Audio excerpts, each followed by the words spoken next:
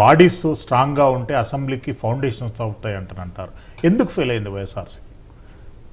Sir ఇప్పుడు 1.40% ఉంది sir. ఇది ఈ ఎమ్మెల్యే ఎంపీ ఎలక్షన్స్లో 40%. నేను ఓట్ల శాతం అంటాను, సీట్ల శాతం. సార్ సీట్లకి ఓట్లకి చాలా డిఫరెన్స్ ఉంది సార్. ఎందుకంటే 175 సీట్ల శాతం 175 ఓట్లతో 0% ఒక పార్టీ సీట్లు రావచ్చు, 175 ఎమ్మెల్యేలు ఒక పార్టీకి రావచ్చు. అంటే 175 ఓట్లతోనే అన్నంత మాత్రాన 175 ఓట్ల డిఫరెన్స్ తోనే దీనికి 0 ఎమ్మెల్యేలు రావచ్చు, ఇంకొక పార్టీకి 175 ఎమ్మెల్యేలు రావచ్చు. దాన్ని కన్సిడర్ చేయడానికి లేదు. ఎందుకంటే సార్ 40% ఓట్ బ్యాంక్ ఉంది. లోకల్ బాడీల్లో జగన్మోహన్ రెడ్డి గారికి వైఎస్ఆర్ కాంగ్రెస్ పార్టీకి విపరీతమైన చరిష్మా ఉంది అనేటువంటిది వాస్తవమైన మాట. ఈ రోజు కూటమిలో ఉన్నటువంటి గులక్కలు చూస్తే ఇంకా కూడా లాస్ట్ టైం కన్నా కానీ ఎక్కువగా మాకు ఓట్లు ఇచ్చేటువంటి పరిస్థితి, సీట్లు వచ్చేటువంటి పరిస్థితి మాకుంది. ఈరోజు ఎమ్మెల్యే గారు కానీ అదే నాదేళ్ల మనోహర్ గారు కానీ మాట్లాడేది మనం పూర్తిగా మనం వింటే, మేము హై లెవెల్లో ఎంపీలుగా ఎమ్మెల్యేలుగా కంటెస్ట్ చేసేటప్పుడు అన్ని పార్టీలు కలుపుకొని మేము హ్యాపీగా విజయం సాధిస్తాం, మాకు ఇచ్చినటువంటి సీట్లు మేము హ్యాపీగా ఉంటాం.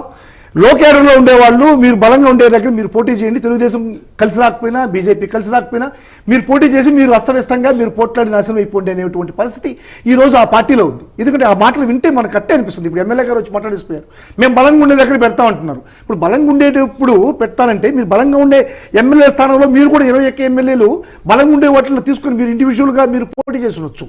అట్లా కాకుండా మీ ఎమ్మెల్యేలకి హై క్యాడర్కి పవన్ కళ్యాణ్ గారికి వచ్చేటప్పటికి మీరు మాత్రం అన్ని పార్టీలు కలుపుకొని మీరు చేయాలి. మీరు హై లెవెల్లో ఉండేవాళ్ళు కింద లెవెల్లో వచ్చేటప్పటికి జన సైనికులకి వీర మహిళలకు వచ్చేటప్పటికి మీరు పోటీ చేసి మీరు కొట్టుకుంటారా, మీరు నాశనం అయిపోయింటారా, మీరు ఎక్కడైనా పడి సాగుంటారా అనే మాదిరిగా వాళ్ళని మాత్రం గాలి కుదిలేస్తున్నారు. ఇది ఈరోజు పార్టీలో ఉన్నటువంటి పరిస్థితి.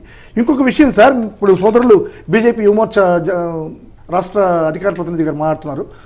నిజంగా రాయలసీమ బిడ్డగా ఆయన మాట్లాడితే ఆయనకి రాయలసీమ మీద ఉన్నటువంటి అభిమానంతో నాకు చాలా హ్యాపీగా ఉంది. ఎందుకంటే రాయలసీమ బిడ్డగా నిజంగా చెప్పాలంటే బీజేపీకి ఈ విషయం తెలుసో తెలియదో, రాయలసీమ మీద నిజంగా అభిమానం ఉంటే, రాయలసీమ రైతుల పట్ల మీకు అవగాహన ఉంటే, ఈరోజు తెలంగాణ ప్రభుత్వం నీళ్లు తోడేస్తున్నా కానీ రాయలసీమ ఎత్తిపోతల పథకాన్ని నిర్వీర్యం చేసిన చంద్రబాబును మీరు ఎందుకు ప్రశ్నించారు మీ పార్టీ తరఫున అనేటువంటిది మనం ఖచ్చితంగా ఉంచాలి. పోతిరెడ్డిపాడు 841 దగ్గర నుండి పోతిరెడ్డిపాడుకి ఈ రోజు నీళ్లు వచ్చే పరిస్థితి లేదు. ఎందుకంటే ఇక్కడ తెలంగాణలో జల విద్యుత్ కానీ అదేవిధంగా దిండి కానీ పాలమూరు రంగారెడ్డిలో కానీ 800 దగ్గర నీళ్లు చేస్తూ ఉంటే రాయలసీమ ఎత్తిపోతల పథకాన్ని మనం కన్స్ట్రక్షన్ చేసి రాయలసీమకు నీళ్లు తీసుకుపోవాలా?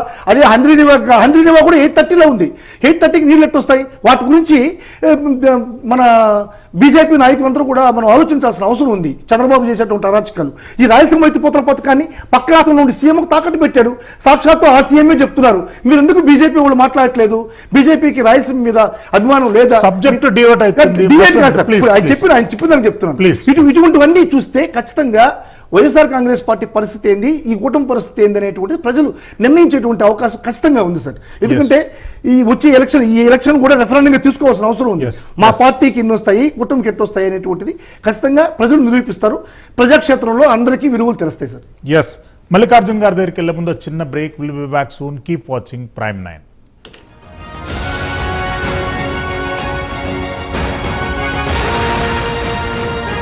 పార్టీస్ కావచ్చు, లేదంటే రాష్ట్రంలో ఉన్న తెలుగుదేశం పార్టీ నాయకులు కూడా కకావికలమైన పోయిన పరిస్థితుల్లో బీజేపీతో మాట్లాడి ఈ రాష్ట్రంలో కూటమి సర్కార్ని అధికారంలోకి రావడంలో కీలక పాత్ర వహించారు పవన్ కళ్యాణ్. ఆ రోజైతే ఇంత తగ్గి పోటీ చేశారు. ఈ రోజైతే ఆ పరిస్థితి లేదు. ఖచ్చితంగా మేము దీన్ని వ్యతిరేకిస్తామనేది ఆయన ఇచ్చిన స్టేట్మెంట్ ఆధారంగా చెప్పచ్చు. మరి రేపు ఇప్పుడే మీరు చెప్పారు, రేపు పవన్ కళ్యాణ్ గారితో పార్లమెంట్కి సంబంధించిన సమావేశం జరుగుతున్నప్పటికీ కూడా ఇది కూడా హీట్ పుట్టించేది. కాబట్టి రేపు పవన్ కళ్యాణ్ గారి ఎదురు కూడా చర్చించే అవకాశాలు అయితే ఇది ఉన్నాయి. ఎందుకంటే జన సైనికులు వేరే మహిళల్లో తీవ్రమైన అసంతృప్తి అనేది లోకేష్ గారి ప్రకటన తర్వాత వచ్చిన పరిస్థితిని కూడా మనం ఇక్కడ చూడాలి.